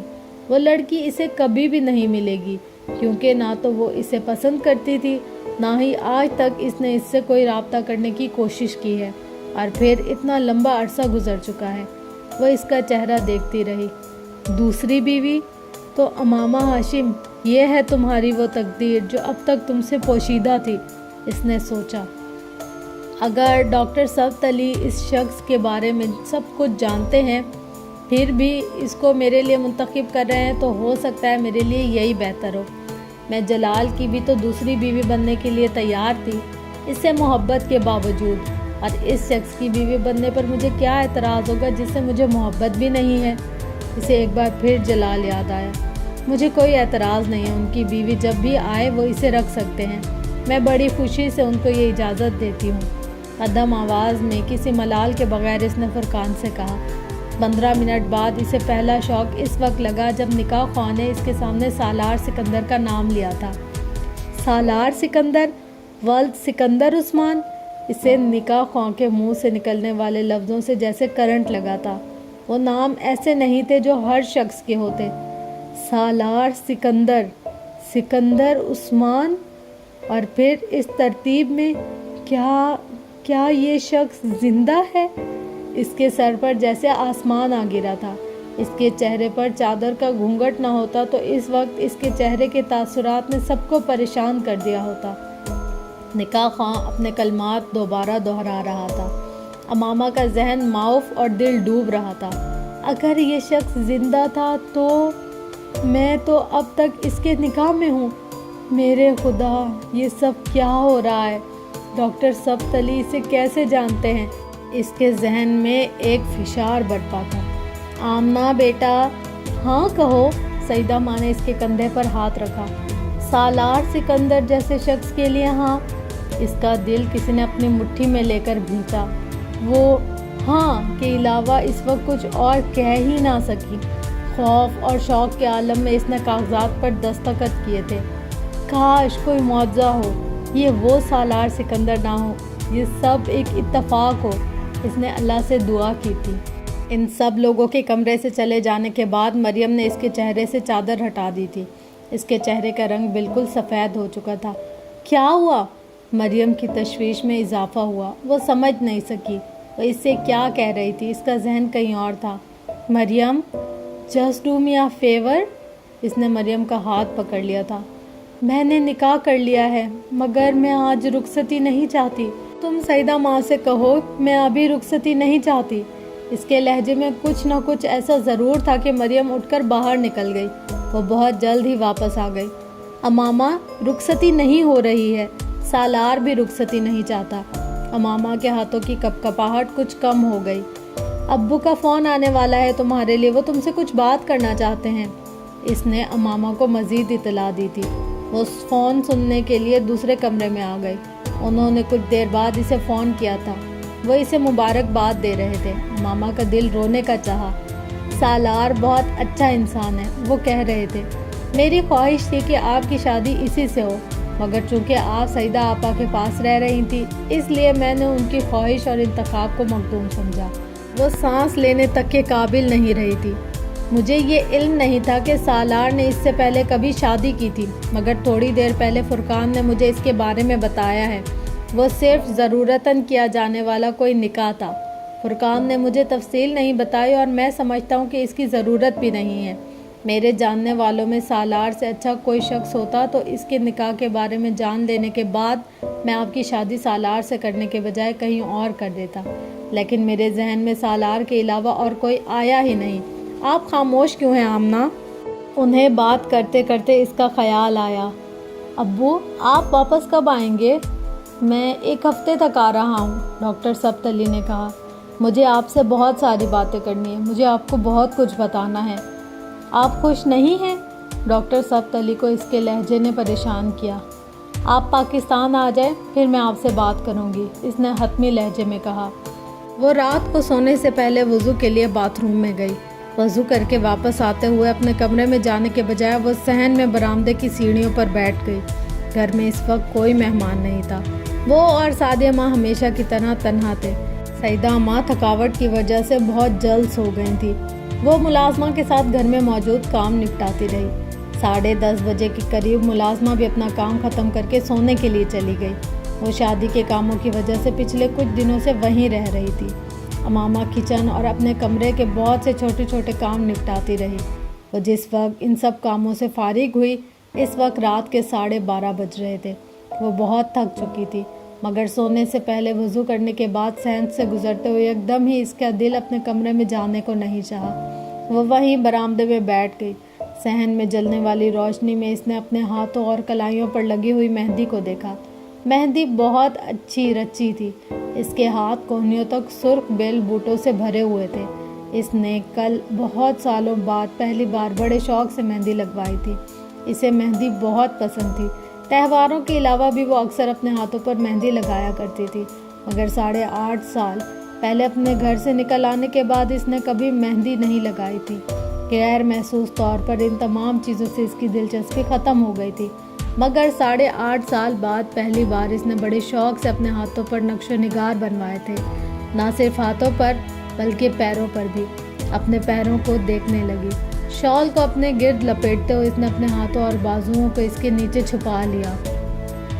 اسجد سے جلال، جلال سے فہد اور فہد سے سالار۔ ایک شخص کو میں نے رد کیا، 2 نے مجھے رد کیا، اور چوتھا شخص جو میری زندگی میں شامل ہوا وہ سب سے بدترین ہے، سالار سکندر۔ اس کے اندر دھواں سا بھر گیا۔ وہ اپنے اسی حلیے کے ساتھ اس کے سامنے تھا، کھلا گربان، گلے میں لٹکتی زنجیر، ہیئر بینڈ میں بندھے ہوئے بال، چبھتی ہوئی تضحیک آمیز نظریں، دائیں گال پر مذاق اڑاتی مسکراہٹ کے ساتھ پڑنے والا ڈمپل، کلائی میں لٹکے بینڈز اور بریسلیٹس، عورتوں کی تصویروں والی تنگ جینز۔ وہ جیسے اس کی زندگی کے سب سے خوبصورت خواب کی سب سے بھیانک تعبیر بن کر سامنے آیا تھا۔ اس کے دل میں سالار سکندر کے لیے ذرا برابر عزت نہ تھی۔ میں نے زندگی میں بہت سی غلطیاں کی ہیں، مگر میں اتنی بری نہیں ہوں کہ تمہارے جیسا مرد میری زندگی میں آئے، اس نے کئی سال پہلے فون پر اس سے کہا تھا۔ شاید اسی لیے جلال نے بھی تم سے شادی نہیں کی، کیونکہ نیک مردوں کے لیے نیک عورتیں ہوتی ہیں، تمہاری جیسی نہیں، سالار نے جواباً کہا تھا۔ امامہ نے ہونٹ بھینچ لیے تھے۔ چاہے کچھ بھی ہو جائے سالار، میں تمہارے ساتھ نہیں رہوں گی، تم واقعی مر جاتے تو زیادہ اچھا تھا، وہ بڑبڑائی تھی۔ اس وقت ایک لمحے کے لیے بھی اسے خیال نہیں آیا کہ سالار نے کبھی اس پر کوئی احسان کیا تھا۔ ڈاکٹر سبت علی جس رات پاکستان واپس آئے تھے، اس رات امامہ ان کے گھر پر ہی تھی، مگر رات کو اس نے ان سے سالار کے بارے میں کوئی بات نہیں کی۔ مریم ابھی لاہور میں ہی تھی، اس لیے وہ سب آپس میں خوش گپیوں میں مصروف تھے۔ اگلے دن صبح بھی وہ سب اسی طرح اکٹھے بیٹھے باتیں کر رہے تھے۔ وہ امامہ کو ان تحائف کے بارے میں بتا رہے تھے جو وہ انگلینڈ سے امامہ اور سالار کے لیے لے کر آئے تھے۔ امامہ خاموشی سے سنتی رہی۔ سالار بھائی کو تو آج افطاری پر بلائیں، یہ مریم کی تجویز تھی۔ ڈاکٹر سبت علی نے مریم کے کہنے پر سالار کو فون کیا۔ امامہ تب بھی خاموش رہی۔ وہ دوپہر کی نماز پڑھنے کے بعد باہر جانے لگے تو امامہ ان کے ساتھ باہر پورچ تک آ گئی۔ ابو، مجھے آپ سے کچھ بات کرنی ہے، اس نے دھیرے سے کہا۔ اب بھی؟ ڈاکٹر سبت علی نے حیرانی سے کہا۔ نہیں، آپ نماز پڑھیں پھر واپسی پر۔ وہ کچھ دیر تشویش سے اسے دیکھتے رہے، پھر کچھ کہے بغیر باہر چلے گئے۔ میں سالار سے طلاق لینا چاہتی ہوں۔ وہ مسجد سے واپسی پر اسے لے کر اپنی اسٹڈی میں آ گئے تھے اور امامہ نے بلا کسی تمہید یا توقف کے اپنا مطالبہ پیش کر دیا تھا۔ آمنہ، وہ دم بخود رہ گئے تھے۔ میں اس کے ساتھ نہیں رہ سکتی۔ وہ مسلسل فرش پر غور کر رہی تھی۔ آمنہ، آپ کے ساتھ اس کی دوسری شادی ضرور ہے، لیکن اس کی پہلی بیوی کا کوئی پتہ نہیں۔ فرقان بتا رہا تھا کہ تقریباً 9 سال سے ان دونوں میں کوئی رابطہ نہیں اور شادی بھی نہیں، صرف نکاح ہوا تھا۔ ڈاکٹر سبت علی اس کے انکار کو پہلی شادی کے ساتھ جوڑ رہے تھے۔ کون جانتا تھا وہ کہاں ہے کہاں نہیں۔ 9 سال بہت لمبا عرصہ ہوتا ہے۔ میں اس کی پہلی بیوی کو جانتی ہوں، اس نے سر جھکائے ہوئے کہا۔ آپ؟ ڈاکٹر سبت علی کو یقین نہیں آیا۔ وہ میں ہوں۔ اس نے پہلی بار سر اٹھا کر انہیں دیکھا۔ وہ بولنے کے قابل نہیں رہے تھے۔ آپ کو یاد ہے 9 سال پہلے میں ایک لڑکے کے ساتھ اسلام آباد سے لاہور آئی تھی، جس کے بارے میں آپ نے مجھے بعد میں بتایا تھا کہ میری فیملی نے اس کے خلاف FIR درج کروائی ہے۔ سالار سکندر؟ ڈاکٹر سبت علی نے بے اختیار اس کی بات کاٹی۔ یہ وہی سالار سکندر ہے۔ امامہ نے اس بات میں سر ہلایا۔ وہ جیسے شوق میں تھے۔ سالار سکندر سے ان کی فرقان کے توسط سے پہلی ملاقات امامہ کے گھر سے چلے آنے کے 4 سال بعد ہوئی تھی، اور ان کے ذہن میں کبھی یہ نہیں آیا کہ اس سالار کا امامہ سے کوئی تعلق ہو سکتا تھا۔ 4 سال پہلے سنے جانے والے ایک نام کو وہ 4 سال بعد ملنے والے ایک شخص کے ساتھ نتھی نہیں کر سکتے تھے، اور کر بھی دیتے اگر وہ 4 سال پہلے والے سالار سے ہی ملتے، مگر وہ جس شخص سے ملے تھے وہ حافظ قرآن تھا۔ اس کے انداز، اطوار اور گفتار میں کہیں اس ذہنی مریض کا عکس نہیں پایا جاتا تھا جس کا حوالہ انہیں امامہ نے کئی بار دیا تھا۔ ان کا دھوکہ کھا جانا ایک فطری امر تھا، یا پھر یہ سب اسی طرح طے کیا گیا تھا؟ اور آپ نے 9 سال پہلے اس سے شادی کی تھی؟ وہ ابھی بھی بے یقینی کا شکار تھے۔ صرف نکاح، اس نے مدھم آواز میں کہا، اور پھر اس نے انہیں سب کچھ بتا دیا۔ ڈاکٹر سبتلی بہت دیر خاموش رہے تھے، پھر انہوں نے ایک گہرا سانس لیتے ہوئے کہا، آپ کو مجھ پر اعتبار کرنا چاہیے تھا آمنہ، میں آپ کی مدد کر سکتا تھا۔ امامہ کی آنکھوں میں آنسو آ گئے۔ آپ ٹھیک کہتے ہیں، مجھے آپ پر اعتبار کر لینا چاہیے تھا، مگر اس وقت میرے لیے یہ سب مشکل تھا۔ آپ کو اندازہ ہی نہیں کہ میں اس وقت کس ذہنی کیفیت کا شکار تھی، یا پھر شاید میری قسمت میں یہ آزمائش بھی لکھی تھی، اسے آنا ہی تھا۔ وہ بات کرتے کرتے رکی، پھر اس نے نم آنکھوں کے ساتھ سر اٹھا کر ڈاکٹر سبتلی کو دیکھا اور مسکرانے کی کوشش کی۔ لیکن اب تو سب کچھ ٹھیک ہو جائے گا، اب تو آپ طلاق لینے میں میری مدد کر سکتے ہیں۔ نہیں، میں اب اس طلاق میں کوئی مدد نہیں کر سکتا آمنہ، میں نے اس سے آپ کی شادی کروائی ہے، انہوں نے جیسے اسے یاد دلایا۔ اسی لیے تو میں آپ سے کہہ رہی ہوں، آپ اسے طلاق دلوا دیں۔ لیکن کیوں؟ میں کیوں اس سے آپ کو طلاق دلواؤں؟ کیونکہ وہ ایک اچھا آدمی نہیں ہے، کیونکہ میں نے اپنی زندگی کو سالار جیسے آدمی کے ساتھ گزارنے کا نہیں سوچا۔ ہم 2 مختلف دنیاؤں کے لوگ ہیں۔ وہ بے حد دل برداشتہ ہو رہی تھی۔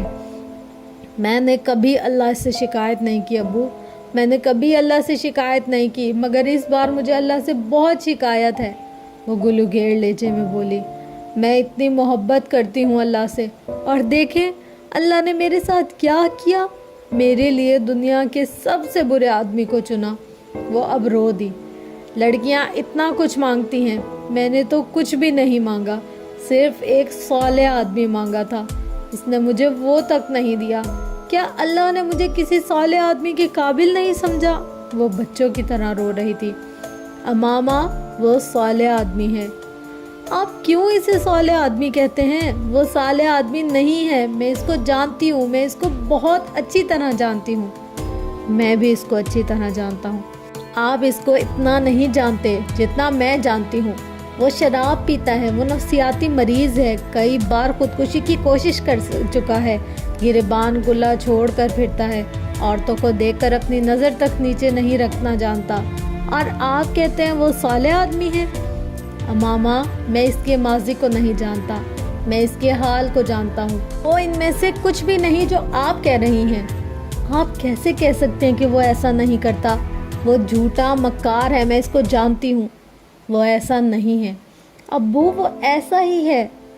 ہو سکتا ہے اسے واقعی آپ سے محبت ہو، وہ آپ کی وجہ سے تبدیل ہو گیا ہو۔ مجھے ایسی محبت کی ضرورت نہیں ہے، مجھے اس کی نظروں سے گھن آتی ہے، مجھے اس کے کھلے گربان سے گھن آتی ہے۔ میں ایسے کسی آدمی کی محبت نہیں چاہتی، وہ بدل نہیں سکتا، ایسے لوگ کبھی نہیں بدلتے، وہ صرف اپنے آپ کو چھپا لیتے ہیں۔ نہیں، سالار ایسا نہیں کر رہا۔ ابو، میں سالار جیسے کسی شخص کے ساتھ زندگی گزارنے کا سوچ بھی نہیں سکتی۔ وہ ہر چیز کا مذاق اڑاتا ہے، مذہب کا، زندگی کا، عورت کا، کیا ہے جسے وہ چٹکیوں میں اڑانا نہیں جانتا۔ جس شخص کے نزدیک میرا اپنے مذہب کو چھوڑ دینا ایک حماقت ہے، جس کے نزدیک مذہب پر بات کرنا وقت ضائع کرنے کے مترادف ہے، جو صرف واٹ از نیکسٹ ٹو کیسٹی کا مطلب جاننے کے لیے خودکشیاں کرتا پھرتا ہے، جس کے نزدیک زندگی کا مقصد صرف عیش ہے، وہ میرے ساتھ محبت کرے بھی تو کیا؟ صرف محبت کی بنیاد پر میں اس کے ساتھ ساری زندگی گزار سکتی ہوں؟ میں نہیں گزار سکتی۔ 8.5 سال سے وہ آپ کے ساتھ قائم ہونے والے اس اتفاقیہ رشتے کو قائم رکھے ہوئے ہے، آپ کو، آپ کے تمام نظریات اور عقائد کو جانتے ہوئے بھی، اور وہ آپ کے انتظار میں بھی ہے، یہ سوچتے ہوئے کہ آپ اس کے ساتھ رہنے پر تیار ہو جائیں گی۔ کیا ان ساری خواہشوں کے ساتھ اس نے اپنے اندر کچھ تبدیلی نہیں کی ہوگی؟ میں نے اس کے ساتھ زندگی نہیں گزارنی، میں نے اس کے ساتھ نہیں رہنا۔ وہ اب بھی اپنی بات پر مصر تھی۔ مجھے حق ہے کہ میں اس شخص کے ساتھ نہ رہوں، لیکن اللہ یہ کیوں کر رہا ہے کہ اس شخص کو بار بار آپ کے سامنے لا رہا ہے؟ 2 دفعہ آپ کا نکاح ہوا اور دونوں دفعہ اسی آدمی سے۔ وہ ان کا چہرہ دیکھنے لگی۔ میں نے زندگی میں ضرور کوئی گناہ کیا ہوگا جس کے لیے میرے ساتھ ایسا ہو رہا ہے، اس نے بھرائی ہوئی آواز میں کہا۔ آمنہ، آپ کبھی ضد نہیں کرتی، پھر اب کیا ہو گیا ہے آپ کو؟ ڈاکٹر سبتلی حیران تھے۔ آپ مجھے مجبور کریں گے تو میں آپ کی بات مان لوں گی، کیونکہ آپ کے مجھ پر اتنے احسانات ہیں کہ میں آپ کی کسی بات کو رد نہیں کر سکتی۔ لیکن آپ اگر یہ کہیں گے کہ میں اپنی مرضی اور خوشی کے ساتھ اس کے ساتھ زندگی گزاروں تو وہ میں کبھی نہیں کر سکوں گی۔ مجھے کوئی دلچسپی نہیں ہے کہ وہ کتنا تعلیمی یافتہ ہے، کتنے اچھے عہدے پر کام کر رہا ہے یا مجھے کیا دے سکتا ہے۔ آپ ایک ان پڑھ آدمی سے شادی کر دیتے، لیکن وہ اچھا انسان ہوتا تو میں کبھی آپ سے شکوہ نہیں کرتی۔ لیکن سالار، وہ آنکھوں دیکھی مکھی ہے جس کو میں اپنی خوشی سے نگل نہیں سکتی۔ آپ سالار کے بارے میں وہ جانتے ہیں جو آپ نے سنا ہے، میں اس کے بارے میں وہ جانتی ہوں جو میں نے دیکھا ہے۔ ہم 15 سال سے ایک دوسرے کے ہمسائے رہے ہیں، آپ کو اس کو چند سالوں سے جانتے ہیں۔ آمنہ، میں آپ کو مجبور کبھی نہیں کروں گا۔ یہ رشتہ آپ اپنی خوشی سے قائم رکھنا چاہیں گی تو ٹھیک ہے، لیکن صرف میرے کہنے پر اسے قائم رکھنا چاہو تو ایسا کرنے کی ضرورت نہیں ہے۔ آپ ایک بار سالار سے مل لیں، پھر بھی اگر آپ کا یہی مطالبہ ہوا تو میں آپ کی بات مان لوں گا۔ ڈاکٹر سبتلی بے حد سنجیدہ تھے۔ اسی وقت ملازمہ نے آ کر سالار کے آنے کی اطلاع دی۔ ڈاکٹر سبتلی نے اپنی گھڑی پر ایک نظر دوڑائی اور ملازمہ سے کہا، انہیں اندر لے آؤ۔ یہاں؟ ملازم حیران ہوا۔ ہاں، یہیں پر، ڈاکٹر سبتلی نے کہا۔ ماما اٹھ کھڑی ہوئی۔ میں ابھی اسی طرح اس سے بات نہیں کرنا چاہتی۔ اس کا اشارہ اپنی متورم آنکھوں اور سرخ چہرے کی طرف تھا۔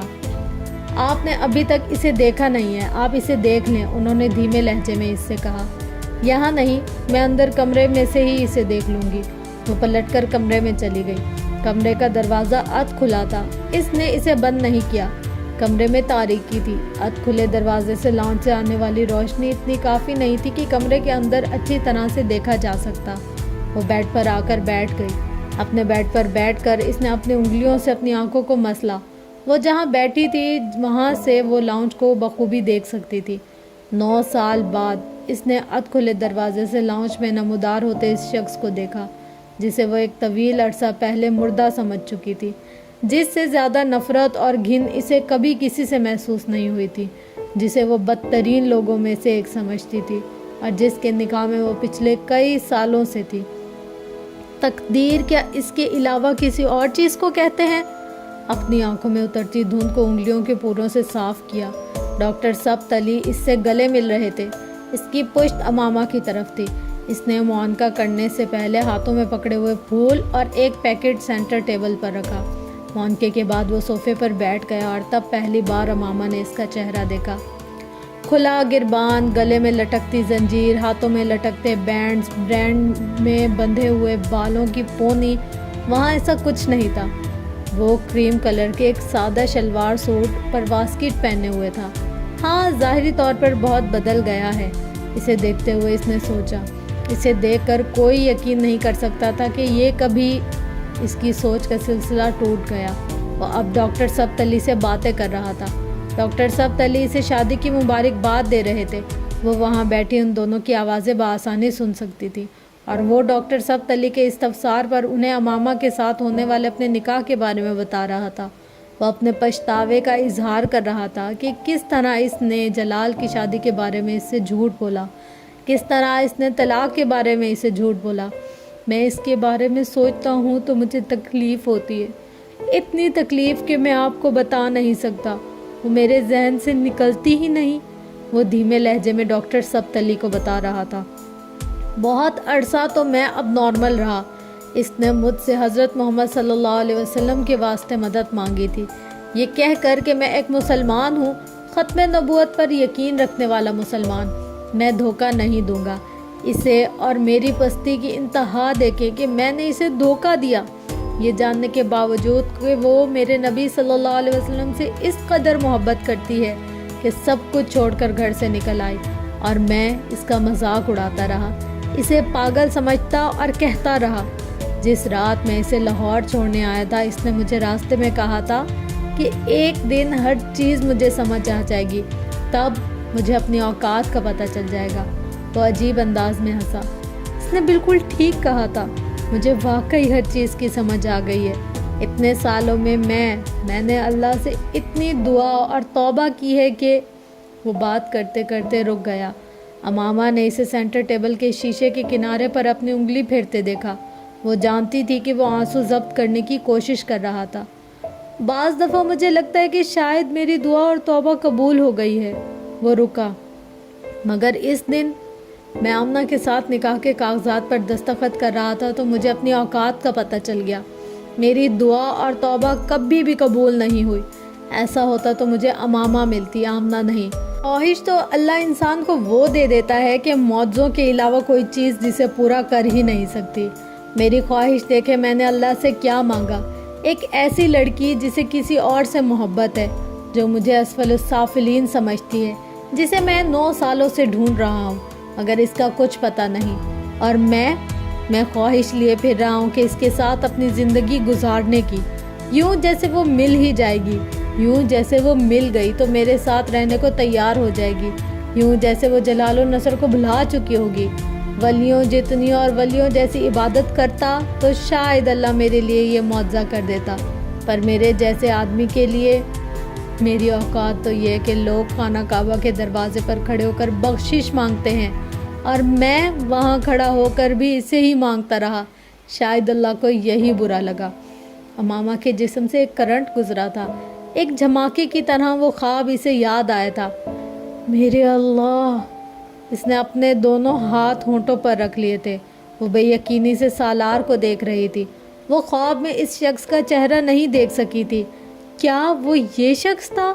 یہ جو میرے سامنے بیٹھا ہے، یہ آدمی؟ اس نے خواب میں اس آدمی کو جلال سمجھا تھا، مگر اسے یاد آیا جلال دراز قد نہیں تھا، وہ آدمی دراز قد تھا۔ سالار سکندر دراز قد تھا۔ اس کے ہاتھ کانپنے لگے۔ جلال کی رنگت گندمی تھی، اس آدمی کی رنگت صاف تھی، سالار کی رنگت صاف تھی۔ اس نے خواب میں اس آدمی کے کندھے پر ایک تیسری چیز بھی دیکھی تھی۔ وہ تیسری چیز… اس نے کانپتے ہاتھوں سے اپنے چہرے کو مکمل طور پر ڈھانپ لیا۔ وہ معجزے کے نہ ہونے کی باتیں کر رہا تھا، اور اندر ڈاکٹر سبت علی خاموش تھے۔ وہ کیوں خاموش تھے یہ صرف وہ اور امامہ جانتے تھے، سالار سکندر نہیں۔ امامہ نے اپنی آنکھیں رگڑیں اور چہرے سے ہاتھ ہٹا دیے۔ اس نے ایک بار پھر بہتے ہوئے آنسوؤں کے ساتھ اس شخص کو دیکھا۔ نہ وہ ولی تھا نہ درویش، صرف سچے دل سے توبہ کرنے والا شخص تھا۔ اسے دیکھتے ہوئے اسے پہلی بار احساس ہوا کہ جلال اور اس کے درمیان کیا چیز آ کر کھڑی ہو گئی تھی، جس نے اتنے سالوں میں جلال کے لیے اس کی ایک دعا قبول نہیں ہونے دی۔ کون سی چیز آخری وقت میں فہد کی جگہ اس کو لے آئی تھی؟ اس شخص میں کوئی نہ کوئی بات تو ایسی ہوگی کہ اس کی دعائیں قبول ہوئی، میری نہیں۔ ہر بار مجھے پلٹا کر اسی کی طرف بھیج دیا گیا۔ اس نے نم آنکھوں کے ساتھ اسے دیکھتے ہوئے سوچا۔ اس نے ڈاکٹر سبت علی کو اسے صالح آدمی کہتے سنا۔ وہ جانتی تھی وہ یہ بات کس لیے کہہ رہے تھے۔ وہ سالار کو نہیں بتا رہے تھے، وہ امامہ کو بتا رہے تھے۔ وہ اسے صالح قرار نہ بھی دیتے تب بھی وہ اسے صالح ماننے پر مجبور تھی۔ اس کے پاس جو گواہی تھی وہ دنیا کی ہر گواہی سے بڑھ کر تھی۔ اس کے پاس جو ثبوت تھا، اس کے بعد کسی اور ثبوت کی ضرورت تھی نہ گنجائش۔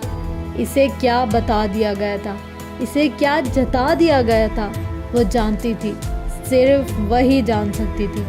افطاری کے بعد سالار اور ڈاکٹر سبت علی نماز پڑھنے کے لیے چلے گئے۔ وہ منہ ہاتھ دھو کر کچن میں چلی آئی۔ اس کے آنے سے پہلے اس نے ملازم کے ساتھ مل کر کھانا لگا دیا۔ سالار کی واپسی کھانے کے بعد ہوئی، اور اس کے جانے کے بعد ڈاکٹر سبت علی جس وقت کچن میں آئے، اس وقت امامہ کچن کی میز پر بیٹھی کھانا کھا رہی تھی۔ اس کی آنکھیں اب بھی متورم تھی مگر چہرہ پرسکون تھا۔ میں نے سالار کو آپ کے بارے میں نہیں بتایا، لیکن میں چاہتا ہوں کہ آپ اب جلد از جلد اس سے مل کر بات کر لیں، ڈاکٹر سبت علی نے اس سے کہا۔ مجھے اس سے کوئی بات نہیں کرنی۔ وہ پانی پیتے ہوئے رک گئی۔ اسے اللہ نے میرے لیے منتخب کیا ہے اور میں اللہ کے انتخاب کو رد کرنے کی جرات نہیں کر سکتی۔ اس نے کہا کہ وہ توبہ کر چکا ہے، وہ نہ بھی کرتا ویسا ہی ہوتا جیسا پہلے تھا، تب بھی میں اس کے پاس چلی جاتی اگر میں جان لیتی کہ اسے اللہ نے میرے لیے منتخب کیا ہے۔ وہ اب دوبارہ پانی پی رہی تھی۔ آپ اس سے کہیں کہ مجھے لے جائیں۔